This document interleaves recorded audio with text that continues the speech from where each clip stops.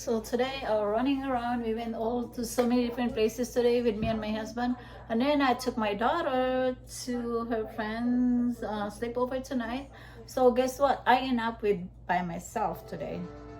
My husband is now he left, went to visit his family, and also my daughter is not here, so by myself.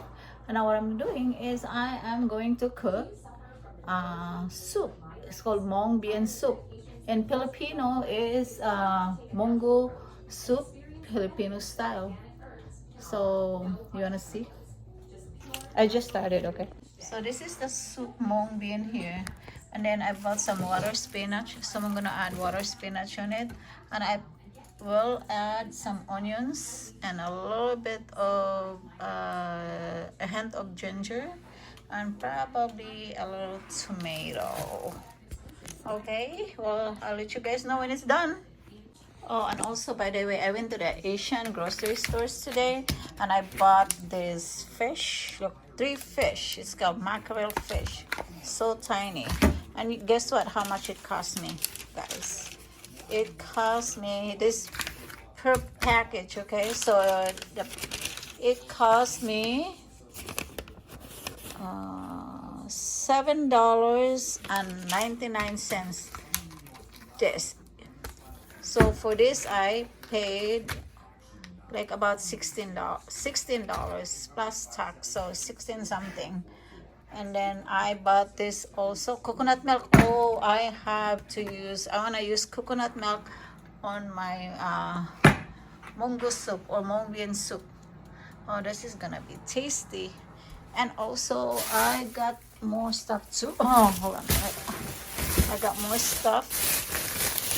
I got malunggay, or yeah, hala, nako, I did not pick the right. It looks like a little old. So anyway, so mayroon din akong malunggay dito at saka alugbati, another different kinds, another spinach but different kind. And then tomato din, mayroon tomato at saka onion. See?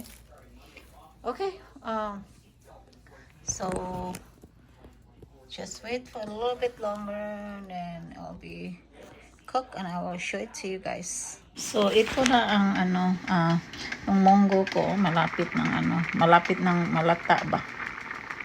So, mauni ang mga ingredients. Itong mga ingredient ko sa ginisang munggo ko kanio, coconut milk, mayroon na akong tomato, ito garlic to, yung luya, onion, at saka ito kangkong to o water spinach, and then I use cubes, chicken cubes, and then balagyan ko ng chicken. I-cut up ko pa ng chicken tender na to kasi malaki siya ba, so putol-putulon ako pa na siyang i-cut para gagmay-gagmay yun ako ba. So anyway, I'm excited about when it's done. I'm so hungry. I didn't have any breakfast or lunch. Anyway, I'm by myself at home. I should have a little bit of water. It's running out of water.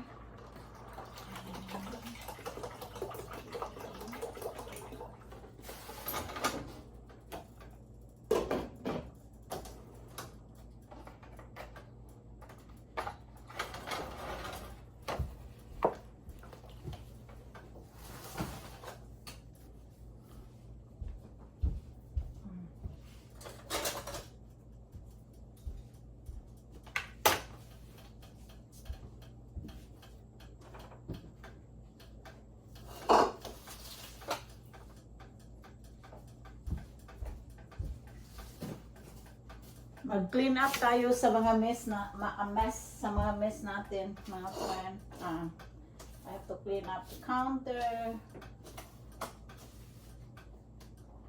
clean our mess, for para limpyo.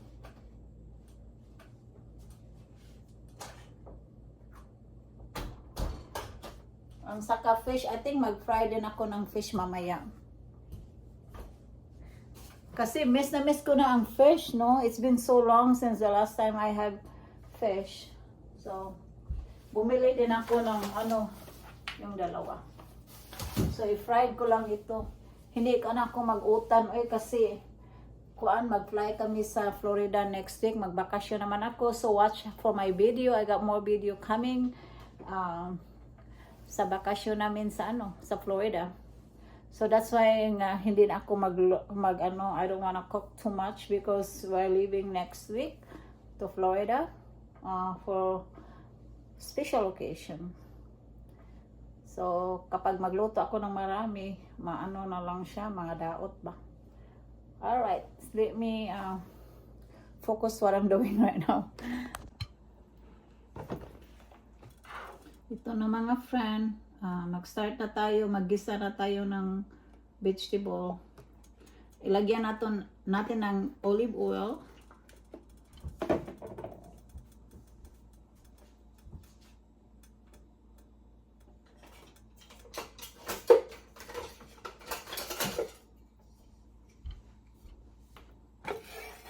Okay, garlic. Lagyan natin ng garlic para mabango ang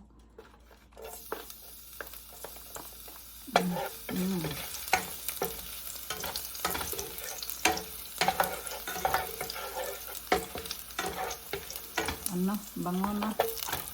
Onion naman.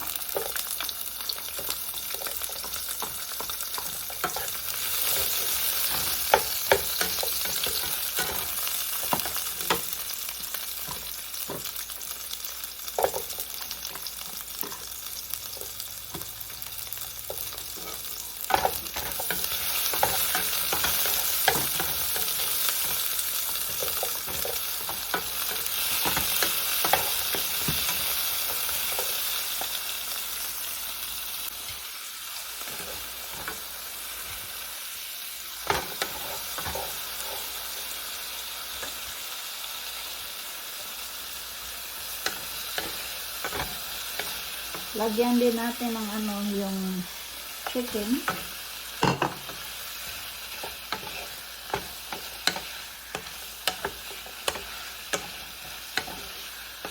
Ito mga kaibigan, ginataan ito. Ginataang munggo. Filipino style. Melinda style. So because I don't know about other Filipino kung anong mga nila recipe. Pero ito ay likha ko lang. Likha ko lang. Oh my gosh. What did I do? Mga kaibigan, lagyan natin ng konting fish sauce. Konti lang fish sauce, hindi marami. Konti lang, mga 1/2 teaspoon lang ang fish sauce na inalagay ko.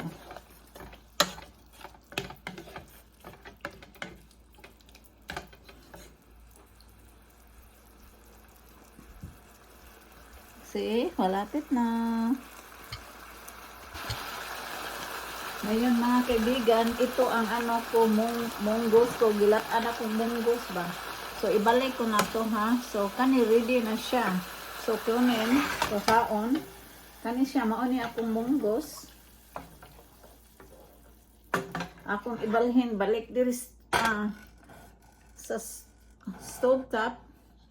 Then kani siya ang ginisa kong chicken with flavor na to. I-dump ko nito. Okay, itong gawin. See?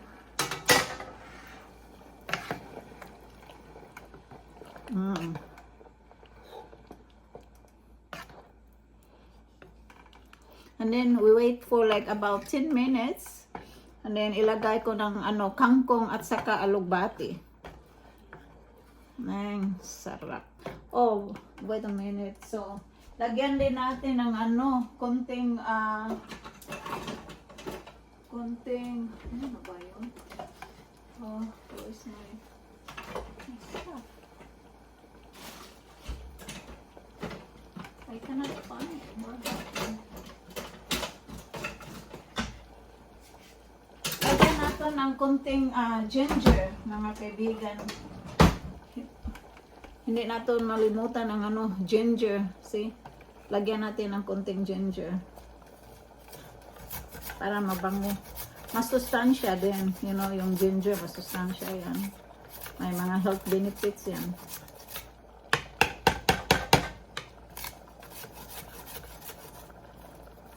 Ay, dili habulan. Konti lang, oh. Marami pa dito.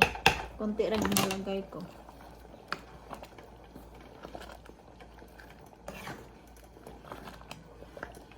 Takpan natin. I-slow down ang heat. Simmer lang ito, ha? Simmer. 10 to 15 minutes. And at the same time, magluto naman tayo ng rice. Kasi hindi pwede kung walang rice. So at the same time, maghugas tayo ng rice. Hugasan natin. So, hindi pwedeng walang rice. No? Paano tayo kain? Hindi naman tayo mga Amerikano. Yeah, hindi tayo mga Amerikano, mga kaibigan, hindi tayo so hindi pwedeng kumain lang tayo ng soup na walang rice. You know how Filipino, every meal have rice. Meron ding rice. So ngayon, kapalapit ng maluto ang munggo soup ko, magluto naman tayo ng rice. Para ang rice ko, gamitin ko yung bottled water. Hindi ko mag-use ng city water sa rice ko. Bottled water ang ginamit ko.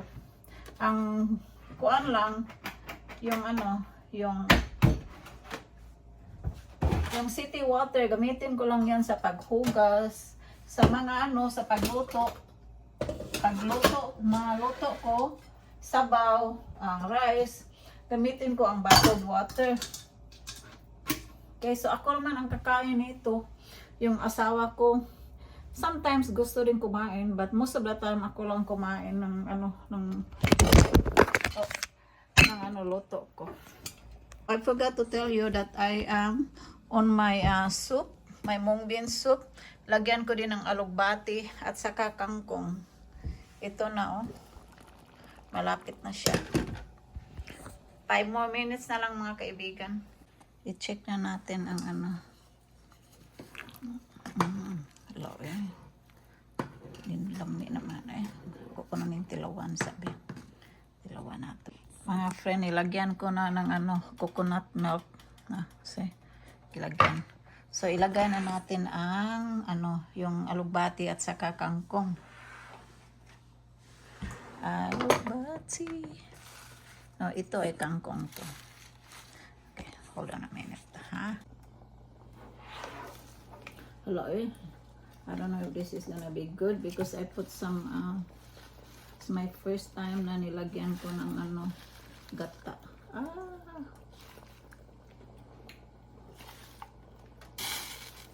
Gata. Oh, shoot. At alugbati. Alugbati at saka kangkong. Ano kaya ang resulta? Abangan.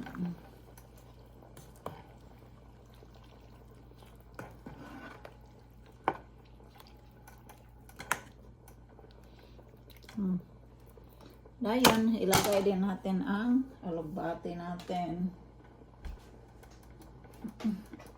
Ito mga kaibigan, kangkong to. Ito naman ang sumunod ay alugbati. Ano kung taste ka? Experiment.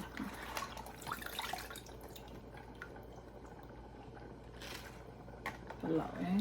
May tago na destroy ang taste sa ako ang kuan. Putan.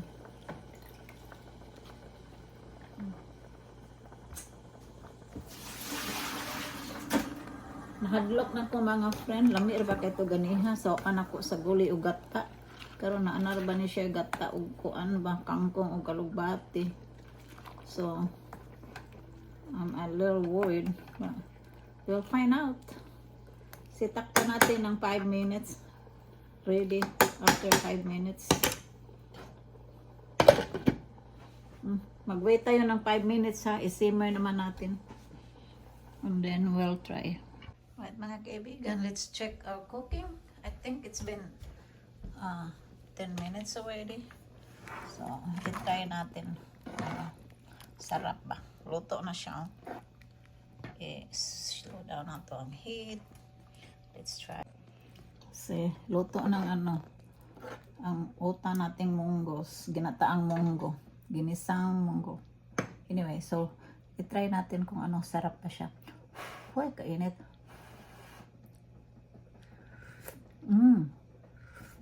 Wala. Lamiaw eh. Kalami na lang yun. Sige mga unta mga kaibigan. Lami kaya akong munggos Mga unta kay lami kay siya. Ito na mga kaibigan. Luto na ang dinner ko. Ito ang ginataan kong munggo. At saka rice at chicken tender. Oh my god, that's steam. Sorry. That's the steam. Yep. Oh, it looks so good and this tastes so good. So alright, have a good night mga friend. Until next time.